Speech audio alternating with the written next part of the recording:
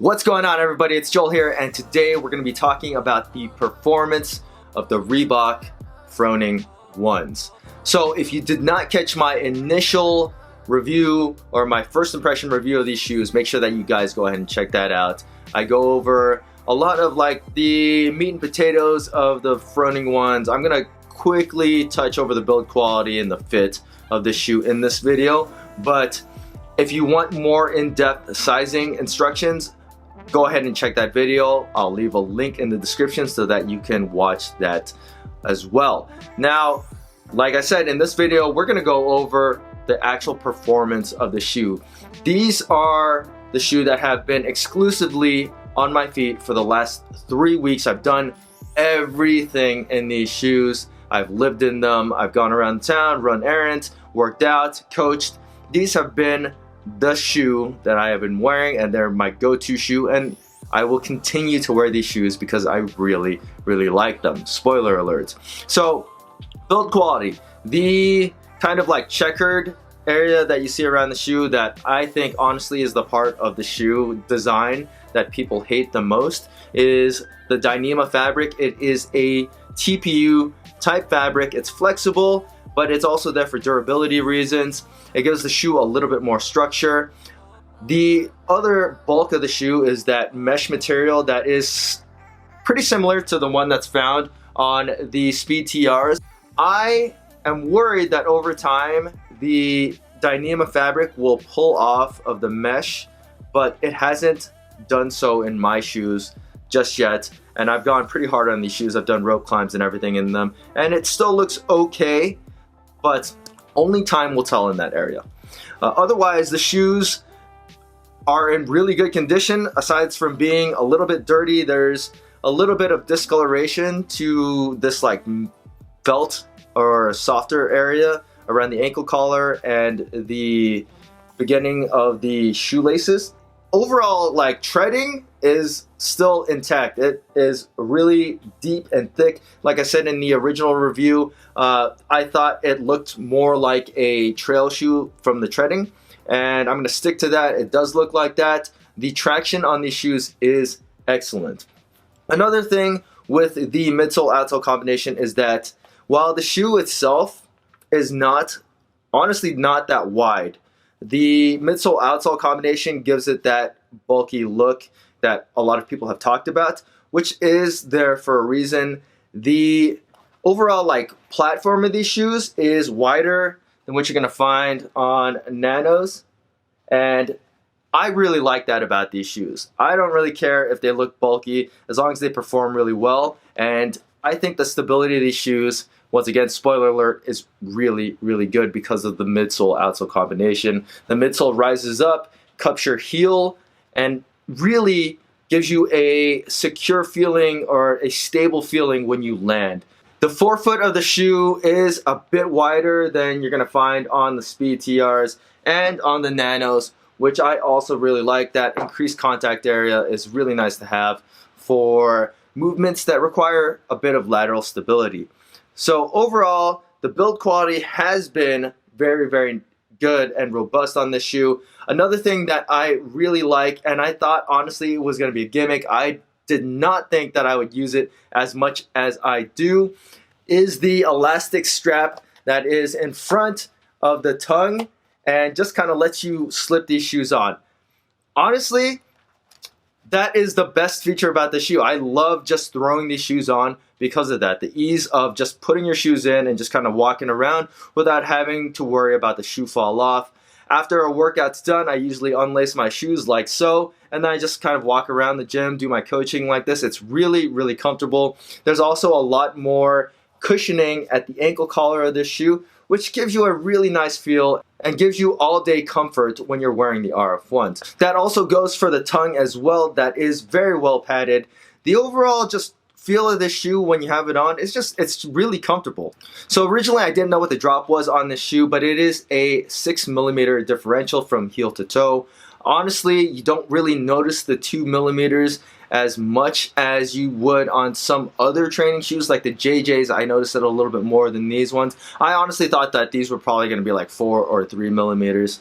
The weight of these shoes is a little bit heavier than on Nanos. It is 12.58, so that's like right where the Nano 7s were, but heavier than the Nano 8s. Definitely a lot heavier than the Speeds, which the RF1s are based off of, or the Last is based off of, which is basically the mold of the shoe. So all of the little Rich Froning Easter eggs that I found on the shoe are obviously the Rich Froning logo on the side lateral part, one at the metatarsal joint, the 6 stars at the back of the shoe for his 6 championships, the Galatians 614 at the heel of the shoe, and then there's one right under the tongue, and that's HLT for Hillary, Lakeland, and Trice. And these shoes were developed and made before he adopted his newest daughter, so that's why her initials are not on this one right now. So for sizing the RF1s, I recommend that you go with your Nano size, even though that these are based off of the Speed Last, which notoriously run a little bit longer. I feel like these are kind of in between Speeds and Nanos as far as sizing goes.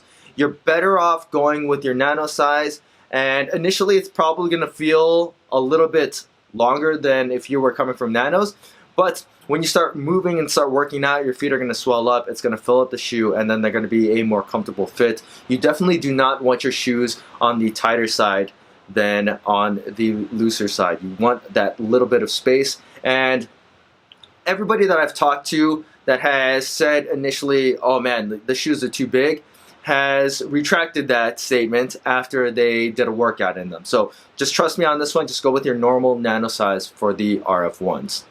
So for flexibility and comfort, initially I thought the RF1s were a little bit stiff, a little bit clunky. I did a running workout the first day that I got them, and that was probably not the best workout to do in the RF1s when you first get them, because they do require a little bit of break-in. But over time, they have broken in and they are a lot more comfortable for running. I'm not going to say that they're the best running shoes, and I'm not going to do any 5Ks in these, but for any running that you're going to find in a typical CrossFit workout that's like 400 meters, the RF1s should be fine. They definitely are a more agile shoe than they look like, even though they are a little bit more on the bulky side compared to the Speed TRs and like the Nano 8s. They don't feel that way when they're on your foot and you're doing things like burpees. The toe box is really, really flexible, moves with your foot really well. There's a little bit of clunkiness when you're getting up and going down for burpees, but you know, that's to be expected from the wider contact area. Now, one benefit of that contact area is, you know, for things like box jumps, rebounding is excellent in the RF1s because you have that increased surface area and responsiveness from these shoes. Things like box step overs, if you are doing like weights with them, these shoes are insanely stable. You step on top of the box, you're really not going to go anywhere. It's a really sure-footed feeling when you have the RF1s on. The traction on these shoes is excellent. The full-length rubber outsole grabs pretty much anything that you put it on, and I really, really like that part about these shoes, and that, you know, I think is to be expected because there's some beefy tread on the RF1s. While these probably would not be my #1 choice for a running, like double under, like pull-up workout, they're perfectly suitable for a workout like that, and I have not had any issues wearing my RF1s for any workout that I have done in the last 3 weeks. Stability is where the RF1s are king.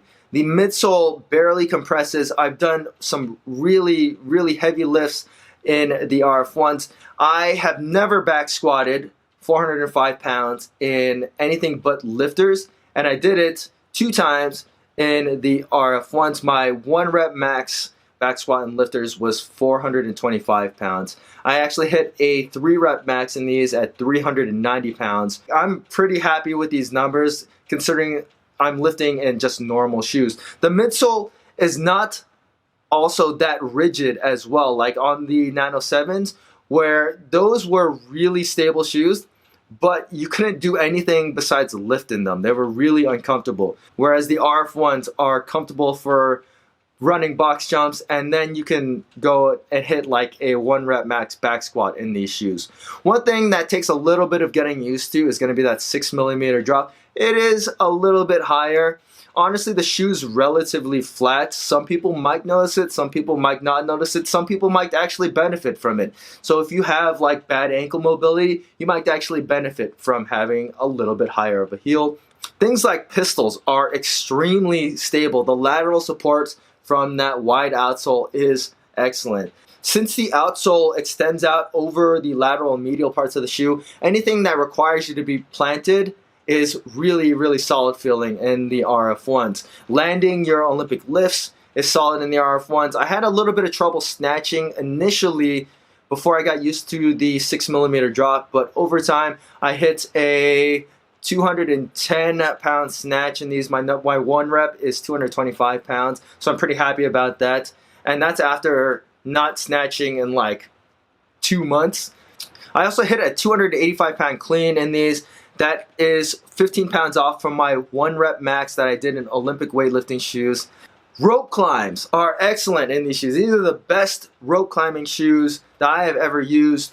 The extended part of the outsole that rises up in the medial part of the shoe catches the rope really well. This TPU part inside of the shoe does a really good job in both holding the rope and protecting your shoe. I've done a ton of rope climbs in these and it's not showing any kind of wear in this area. This part right here is a little bit discolored from the manila rope, but overall this shoe is the best rope climbing shoe that I have ever used. So while you do get a little bit more bulk from the midsole and outsole, and it does feel a little bit more clunky for things like running and plyometrics, the overall stability of these shoes definitely makes up for any kind of clunkiness, any kind of bulkiness that you may experience. And I think that is the shining feature of the RF1s. The RF1s retail for $150. That's $20 more than your standard Nano 8. And honestly, for a player edition shoe, limited edition,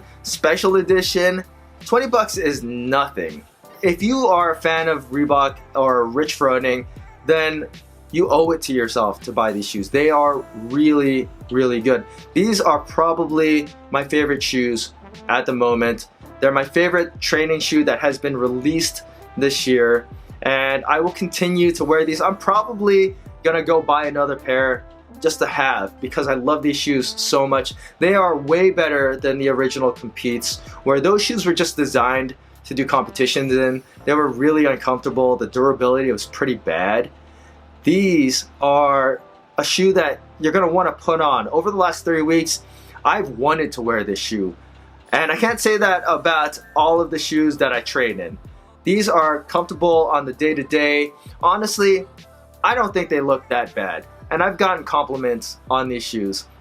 So the people that are saying that these are like a dated design, they look like dad shoes, they're chunky, you guys, if that's the way that you feel about the shoes, keep it to yourself. Nobody wants to hear that negativity. Otherwise, if you're looking into these shoes, I highly recommend them. These are definitely the best shoes that Reebok has come out with almost ever. I'm going to say that. I'm going to say some big words here. These are the best shoes that Reebok has ever come out with. They are, in my opinion, better than Nano 8s, which previously I thought were the best Reebok shoe. Don't get me wrong, they're still really good shoes, and I'd still highly recommend Nano 8s. But I always thought the Nano 8s were a little bit soft for lifting, and that's where I preferred the Nano 6s, but I did prefer the Nano 8s flexibility.